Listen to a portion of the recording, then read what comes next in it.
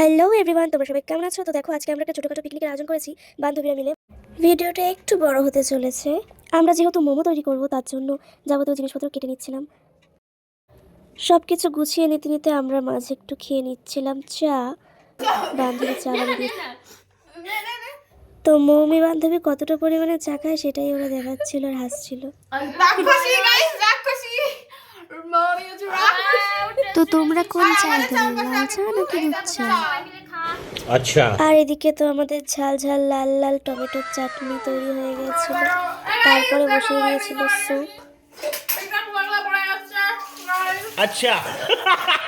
ওর কথা কিছু বুঝে থাকলে তোমরা একটু কমেন্ট করে জানিও যে ও কি বলতে চাইছে। শেপ শেপ শেপ বানানো হচ্ছে, এখানে খাওয়া খাচ্ছে একবার করে এক সাইডে বানানো হচ্ছে समझ रहे हो आप?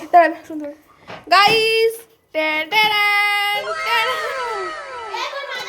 দেখো না দেখো না গাইস, দেখো না। পরিশেষে আমাদের মোমো বানানো কমপ্লিট হলো। এখন স্যুপ ঢালা হচ্ছে বাটিতে। এরপর দেখবে তোমরা এই মোমোটা খাওয়ার পর সকলের রিয়াকশন দেখে নাও জাস্ট।